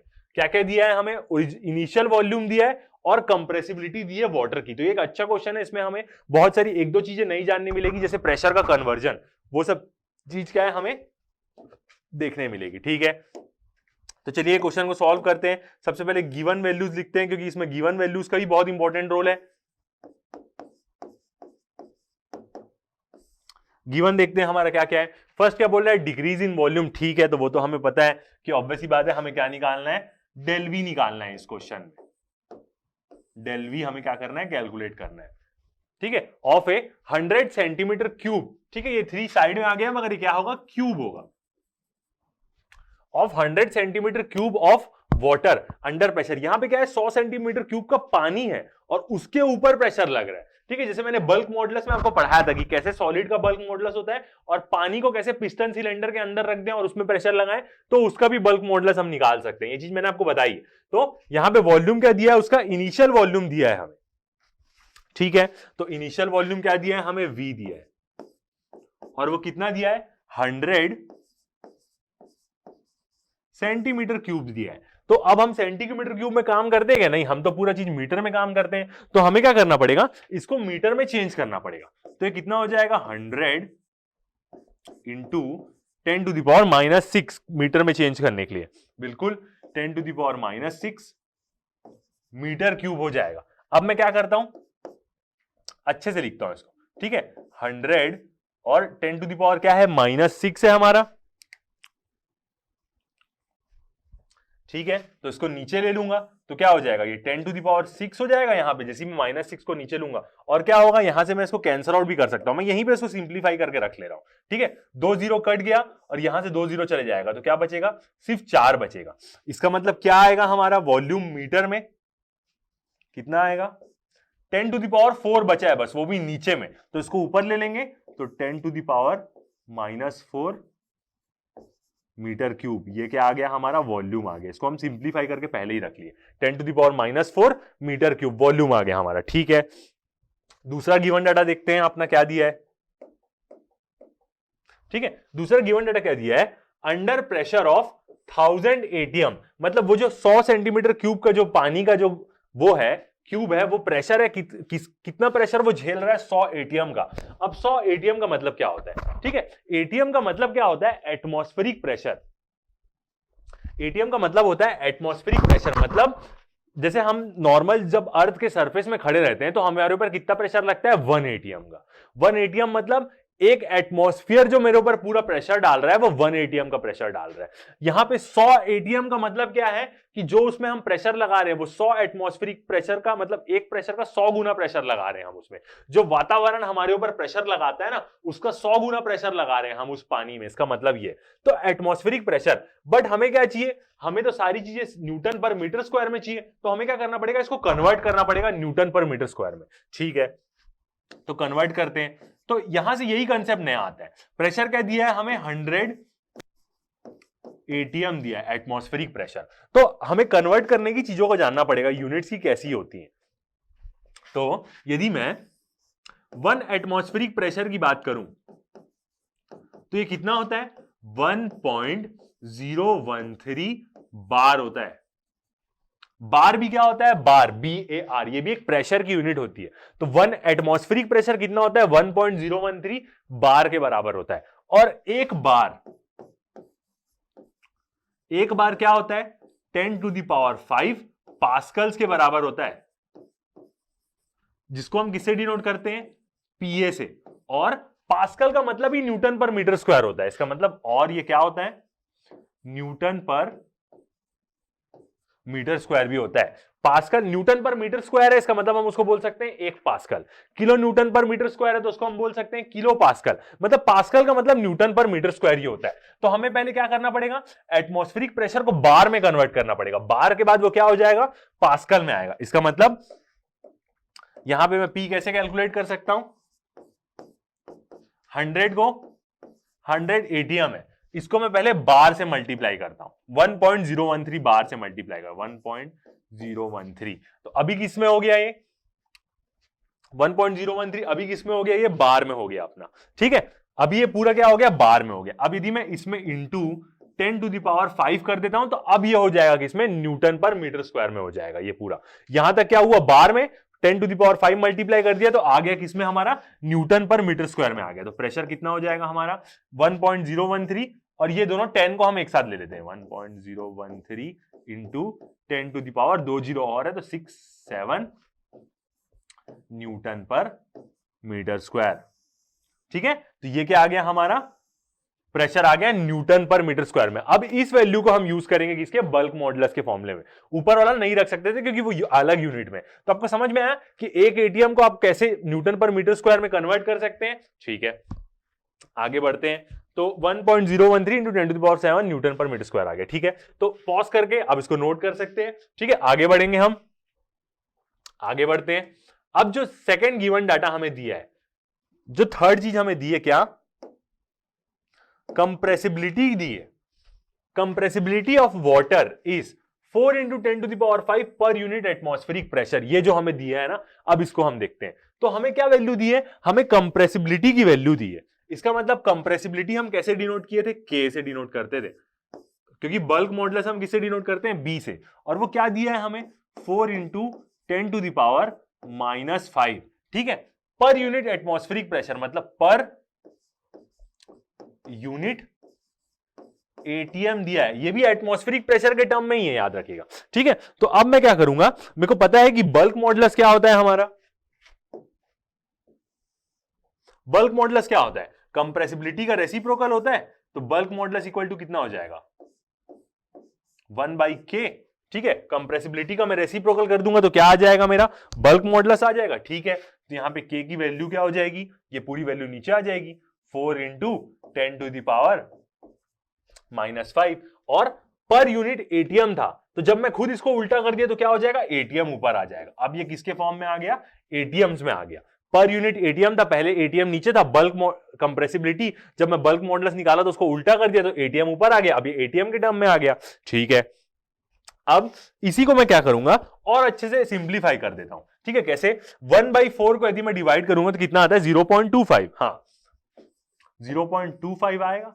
ठीक है, इंटू 10⁵ को मैं ऊपर ले लेता हूं तो क्या हो जाएगा, 10⁻⁻5 को ऊपर लूंगा तो वो क्या हो जाएगा, 10⁵ हो जाएगा। और ये कितना हो गया, एटमॉस्फेरिक प्रेशर। सेम जैसे हमें जो क्वेश्चन में प्रेशर दिया था उस टर्म में आ गया। अब इस प्रेशर को भी, एटमॉस्फेरिक प्रेशर को भी मैं क्या करूंगा, न्यूटन पर मीटर स्क्वायर में कन्वर्ट कर दूंगा, 1.013 और इंटू 10⁵ से मल्टीप्लाई करके। ठीक है, तो चलिए करते हैं और देखते हैं कितना आंसर आएगा। तो बी कितना हो जाएगा हमारा, ये भी बी था, बल्क मॉडुलस ही निकाल रहे हैं, तो 0.25 into 10 to the power 5 into 1.013 तक ही ले रहे हैं, ठीक है, इंटू 10 टू द पावर 5। अब जब मैं इसको सॉल्व करूंगा ना तो ये मेरा किसमें आएगा, न्यूटन पर मीटर स्क्वायर में आएगा, ठीक है। तो अब इसको सॉल्व करते हैं और देखते हैं अपना बी कितना आ रहा है। तो बल्क मॉडुलस कितना आएगा हमारा, जैसे हम इसको सॉल्व करेंगे तो कितना आ जाएगा 2.53 into 10 to the power 9, 10 to the power 9 newton पर मीटर स्क्वायर। मैं ऑलरेडी पहले कैलकुलेट करके रख लेता हूं ताकि टाइम वेस्ट ना हो कैलकुलेशन में, और ये चीज आप जाके खुद कैलकुलेट करते हैं एकदम आराम से बैठ के तो आपका एग्जैक्ट यही आंसर आएगा, क्योंकि मैं खुद कैलकुलेट करके चेक करके देख चुका हूं, ठीक है। तो आपका मतलब जो भी मैं क्वेश्चन पढ़ा रहा हूं उसमें कोई भी आपका आंसर डिफर करेगा ही नहीं करेगा, जो आंसर मेरा है वही आपका भी आएगा, ठीक है। तो अब क्या आ गया, हमारा बल्क मॉडुलस आ गया। अब हम क्या करेंगे, सिंपल बल्क मॉडुलस का फॉर्मूला याद करेंगे। बल्क मॉडुलस क्या होता था हमारा, minus P V by del V. यही वी डेल वी के नीचे रहता है, ऊपर एफ बाई ए रहता है और नीचे क्या रहता है, वॉल्यूमेट्रिक स्ट्रेन रहता है, तो वही वी ऊपर आ गया। तो यही बल्क मॉडुलस का फॉर्मूला रहता है हमारा नेगेटिव में, तो आंसर नेगेटिव में ही आएगा। मगर हमें चेंज इन वॉल्यूम एक प्रकार से निकालने बोला है, तो चेंज कितना हो रहा है वो हम पॉजिटिव में ही लिखते हैं, ठीक है। तो ये आ गया हमारा एक्सप्रेशन। अब हम क्या करेंगे, पूरे इसमें वैल्यू पुट करेंगे, तो आप पॉज करके नोट कर सकते हैं, ठीक है। अब हम क्या करेंगे, इस एक्सप्रेशन में पूरी वैल्यू डालेंगे, ठीक है। चलिए वैल्यू डालते हैं। b इज इक्वल टू कितना हो जाएगा हमारा, minus P V by del V, ठीक है। और यही डेल वी हमको निकालना है इस क्वेश्चन में, क्योंकि क्वेश्चन में हमें क्या निकालने बोला है, डिक्रीज इन वॉल्यूम, या इसका मतलब चेंज इन वॉल्यूम। तो मैं डेल वी को इधर ले लेता हूं, तो कितना हो जाएगा, डेल वी को यदि मैं यहां ले लिया तो एक्सप्रेशन क्या बन जाएगा, minus P V by B. अब हम क्या करेंगे, वैल्यू पुट करेंगे। प्रेशर हमारा कितना आया है, minus 1.013 into 10 to the power 7, यही था प्रेशर आया था हमारा जो हमने कैलकुलेट किया था, ठीक है। वॉल्यूम हमने क्या निकाला था, 10 to the power -4 metre square हमने वॉल्यूम कैलकुलेट किया था, ठीक है। और बल्क मॉडुलस हमने कितना निकाला था, 2.53 into 10 to the power 2.53 into 10 to the power 9 हमने निकाला था बल्क मॉडुलस, ठीक है। अब हम क्या करेंगे, इसको सॉल्व करेंगे। तो सबसे पहले हम क्या करते हैं, नॉर्मल छोटी छोटी चीजों को काट लेते हैं। क्या, जैसे ये 7 पूरा चले जाएगा और यहां पे क्या बचेगा, सिर्फ 2 बचेगा, ठीक है। 7 के बाद 8 9 सिर्फ 2 बचेगा, ठीक है। 2 है और 10 टू द पावर -4 है, तो ये नीचे आएगा, तो ऑलरेडी 10 टू द पावर 6 नीचे में तो रहेगा ही रहेगा, और ऊपर जाके क्या हो जाएगा, वो 10 टू द पावर -6 हो जाएगा। तो हमें बस इन लोग दोनों को ही डिवाइड करना है। तो जैसे हम ये दोनों को डिवाइड करेंगे, 1.013 और 2.53 को हम डिवाइड करेंगे, तो आंसर हमारा क्या आएगा बताऊं, डेल वी इक्वल टू, इन लोग दोनों को मैं डिवाइड किया तो आंसर कितना आ जाएगा, 0.4 आ जाएगा, इंटू ये 10 टू द पावर 2 था, ऊपर ले जाएंगे तो क्या हो जाएगा, -2, माइनस माइनस दोनों क्या हो जाएंगे, प्लस, तो क्या हो जाएगा 10 टू द पावर -6, ठीक है। किस में आएगा ये, अभी मीटर क्यूब में आएगा। क्वेश्चन सेंटीमीटर में है तो हम क्या करेंगे, सेंटीमीटर क्यूब में इसको निकालेंगे, ठीक है। और सेंटीमीटर क्यूब के लिए क्या होगा, सिंपल 10 टू द पावर -6 क्या हो जाएगा, चले जाएगा। मीटर, जब 1 मीटर में 100 सेंटीमीटर होता है, यहां पे मीटर का क्यूब है तो कितना जाएगा, 10 टू द पावर 6 चले जाएगा उससे, तो डेल वी इक्वल टू कितना हो जाएगा, 0.4 सेंटीमीटर क्यूब। ये क्या आ गया, हमारा आंसर आ गया, ठीक है। तो ये क्वेश्चन भी सॉल्व हो गया हमारा।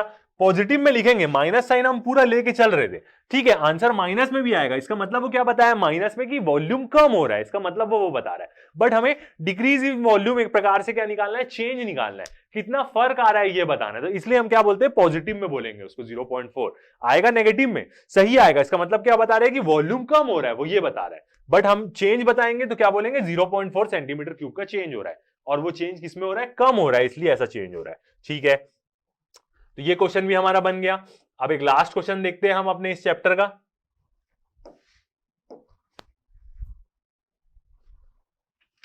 लास्ट क्वेश्चन देखते हैं क्या बोल रहा है।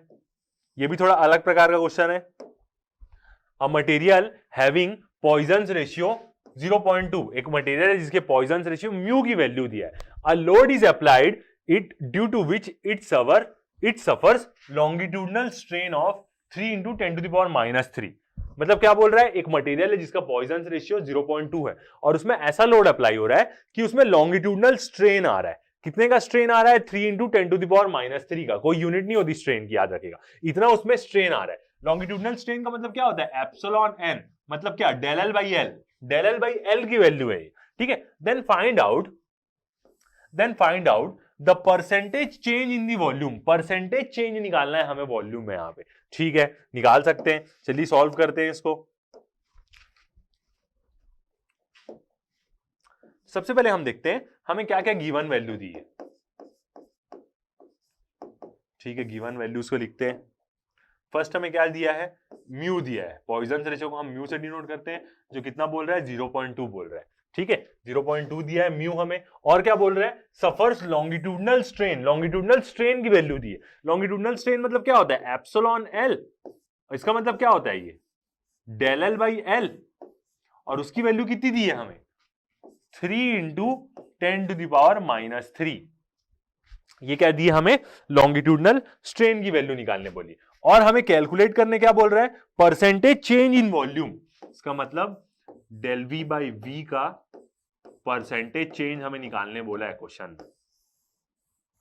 ये चीज क्या बोली है, हमें कैलकुलेट करने वो बोली गई है, ठीक है। तो चलिए कैलकुलेट करते हैं। सबसे पहले हम देखेंगे कि पॉइजन रेशियो का फॉर्मूला क्या होता है, म्यू इक्वल टू क्या होता है, पॉइजन रेशियो का lateral strain upon longitudinal strain minus lateral strain upon longitudinal strain. Lateral strain क्या होती है, del D by D, length के 90 डिग्री, और डिवाइड बाई क्या होता है, डेल एल बाई एल, यही होता है लेटरल स्ट्रेन, लेंथ के 90 डिग्री, और नीचे क्या है, लॉन्गिट्यूडनल स्ट्रेन मतलब अलोंग दी लेंथ, यही होता है। माइनस का मतलब क्या होता है कि लेंथ बढ़ रही है तो डायमीटर क्या हो रहा है, कम हो रहा है, ठीक है। तो अब क्या होगा, इसी को हम कैसे लिख सकते हैं, हमें पता है कि डायमीटर कितना होता है, 2 टाइम्स रेडियस का होता है, diameter is equal to 2r होता है। यदि यहां मैं डायमीटर के बदले रेडियस के फॉर्म में लिखूं तो ऊपर में भी 2 आएगा, नीचे में भी 2 आएगा, और दोनों 2 आपस में कैंसल आउट हो जाएगा। मतलब क्या होगा, टर्म बनेगी वैसी ही, बस क्या हो जाएगी, चेंज हो जाएगी। तो क्या होगा, ये minus del R by R divide by del L by L, ऐसा ही होगा। और अच्छे से लिख देते हैं, ठीक है। तो क्या हो जाएगा, डेल आर बाई आर, ठीक है, और ये एल क्या है, ऊपर चले जाएगा, नीचे वाला एकदम ऊपर चले जाएगा, एल बाई डेल एल, ऐसा ही बनेगा एक्सप्रेशन इसका, बिल्कुल ऐसा ही बनेगा। अब हम क्या करेंगे, यहां से हमें एल बाई डेल एल की वैल्यू पता है, तो इसको ना हम ऊपर जाके सॉल्व करते हैं, हम देखते हैं, ठीक है। तो अब ये क्या है, ये देखिए, ये म्यू देखिए और ये एक्सप्रेशन देखिए, ये दोनों चीज। अब मैं क्या करूंगा, डेल एल को इधर दे दूंगा, तो क्या हो जाएगा, म्यू मल्टीप्लाइड बाई, ऊपर में क्या आएगा, ये डेल एल ऊपर चले जाएगा और ये वाला एल नीचे आ जाएगा, एल इक्वल टू क्या आ जाएगा यहां पे, डेल आर बाई आर, ये एक्सप्रेशन आएगा, और ये तो माइनस में है ही, ठीक है। अब यहां पे मैं वैल्यू पुट कर दूंगा, म्यू कितना है मेरा, 0.2, ठीक है, और डेल एल बाई एल की वैल्यू क्वेश्चन में दी है कितनी, 3 इंटू 10⁻³ ये क्या बताएगा मेरे को, minus del R by R, ठीक है। अब मैं क्या करता हूं, ये म्यू वाला टर्म को रब करता हूं, ठीक है, इसको आपने नोट कर लिया होगा। तो इसको यदि अब हम सॉल्व करेंगे ना, तो हमें क्या आएगी, डेल आर की वैल्यू आएगी, किसकी, डेल आर बाई आर की वैल्यू आएगी, वो भी क्या आएगी, माइनस साइन उसके पास है तो हम इसको दे देंगे, तो माइनस साइन इधर आ जाएगा। तो इसको हम सॉल्व करते हैं, तो क्या हो जाएगा, 0.6, तो क्या हो जाएगी, minus del R by R की वैल्यू क्या आ जाएगी, 0.6, 0.2 इंटू 3 इंटू 10⁻³ जो साथ में है ही उसके, ठीक है। अब माइनस साइन इधर दे दूंगा, मैं एक स्टेप और लिख रहा हूं ताकि कंफ्यूजन ना हो, डेल आर बाई आर, अब इसका मैं माइनस साइन क्या किया, इसको दे दिया, तो क्या हो जाएगा, minus 0.6 into 10 to the power -3। एक स्टेप ऐसे और लिख रहा हूं ताकि आपको कंफ्यूजन ना हो और समझ में आए कि माइनस साइन उसके पास आ गया। ठीक है, डेल आर बाई आर की वैल्यू आ गई हमारी, डेल एल बाई एल की भी वैल्यू है हमारे पास। अब हम निकाल सकते हैं परसेंटेज चेंज उसका। ठीक है, तो चलिए कैलकुलेट करते हैं, परसेंटेज चेंज निकालते हैं हम माइनस में उसकी वैल्यू आ जाएगी। अब क्या करते हैं, पॉज करके आप नोट कर सकते हैं। ठीक है, अब हम निकालते हैं now percentage change.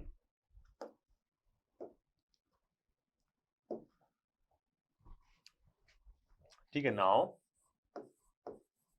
Comma percentage change in volume. अब परसेंटेज चेंज इन वॉल्यूम निकालने के लिए क्या होता है बताऊं, एक फॉर्मूला यूज करते हैं हम। क्या, जैसे परसेंटेज निकालना है तो यहां पे भी क्या हो जाएगा 100 into del V by V, यही चीज हमें कैलकुलेट करनी है। इक्वल टू क्या हो जाएगा यहां पे ब्रैकेट में 2 del R by R plus del L by L, del L by L पूरा ब्रैकेट क्लोज इंटू 100। अब कैसे वॉल्यूम में चेंज हो रहा है, क्योंकि दो डायमेंशन है उसके, रेडियल और लेंथ के डायमेंशन में, तो रेडियल का दुगना change plus del L by L का चेंज। ये फॉर्मूला आपको थोड़ा सा याद रखना पड़ेगा और इसको आप समझ भी सकते हैं कि डेल वी बाई वी क्या होगा, 2 into R del R by R और plus del L by L. यदि आप इसको चाहें तो मैथमेटिकली आप इसको सॉल्व भी कर सकते हैं अच्छे से, बट क्या होता है वो डेरिवेशन में एक प्रकार का पूरा डेरिवेशन रहता है वो, और उसमें क्या होता है पूरी चीजें क्या होती है आपको ये पूरी सॉल्व करनी पड़ेगी। तो आप ये एक्सप्रेशन याद रख सकते हैं, यहां पे सीधा वैल्यू पुट करेंगे तो क्या आ जाएगा, आपका आंसर आ जाएगा। ठीक है, तो अब हम क्या करते हैं, वैल्यू पुट करते हैं। यहां पे डेल वी बाई वी की वैल्यू निकालनी है। ठीक है, तो वैल्यू पुट करते हैं ब्रैकेट के अंदर 2 डेल आर बाई आर की हमारी वैल्यू क्या आई है minus 0.6 into 10 to the power -3। ठीक है, बीच में प्लस साइन है। डेल एल बाई एल की वैल्यू क्या है 3 इंटू 10 टू द पावर -3, यही वैल्यू है बिल्कुल, ब्रैकेट क्लोज, इंटू में क्या है हमारा 100। अब हम क्या करेंगे, ये दोनों को मल्टीप्लाई कर देंगे तो कितना आएगा हमारा -1.2, 0.2 और 2 इंटू 0.6 किए तो into 10 to the power -3 plus 3 into 10 to the power -3 bracket close और बाहर में क्या है इंटू 100। ठीक है, अब इन लोग दोनों को क्या करेंगे, प्लस माइनस क्या हो जाएगा हमारा माइनस हो जाएगा, तो हमारा एक्सप्रेशन क्या आएगा 0.8 कुछ, सॉरी 1.8 इंटू पॉजिटिव आएगा क्योंकि 3 बड़ा है उसके पास साइन है प्लस का, इंटू 10 टू द पावर -3, ये आएगा हमारा एक्सप्रेशन, और बाहर में क्या रहेगा इंटू 100 रहेगा। ठीक है, अब ये 10 टू द पावर -3 है, यदि मैं इसको नीचे लूंगा तो ऑलरेडी वो क्या हो जाएगा, देखते हैं 1.8 और 10 टू द पावर -3 को मैं नीचे ले लेता हूं तो नीचे क्या हो जाएगा 1000 और इंटू क्या है 100, तो ऑब्वियसली बात है जीरो कट जाएंगे, ये पूरा 100 कट गया और ये 2 जीरो कट गए, तो क्या बचा 1.8 इंटू 1.8 डिवाइड बाय क्या बचा 10 बचा, तो अब हमारा आंसर कितना आ जाएगा 0.8%, तो इक्वल टू कितना आ जाएगा यहां से 0.18%। यही निकालना है हमें, change in volume del V by V का परसेंटेज, तो 0.18% क्या आ जाएगा हमारा आंसर आ जाएगा। तो ये क्वेश्चन भी क्या हुआ हमारा सिंपली बन गया। ठीक है, तो ये वाला चैप्टर क्या होता है हमारा कंप्लीट होता है। मैं देखूंगा बीच में आपको यदि कोई और न्यूमेरिकल्स कराने हैं तो, फिर भी हमने सफिशिएंट न्यूमेरिकल्स किए, अभी न्यूमेरिकल किए, बीच में भी हमने न्यूमेरिकल्स किए, आप जाके उनको पढ़ेंगे तो आपको पूरा कंसेप्ट समझ में आएगा और आपसे सारे क्वेश्चन बनेंगे इस चैप्टर के जो भी आते हैं। बीच में हमें बाद में लगेगा तो हम और क्वेश्चन कर लेंगे। तो अभी तक के लिए इतना ही, थैंक यू।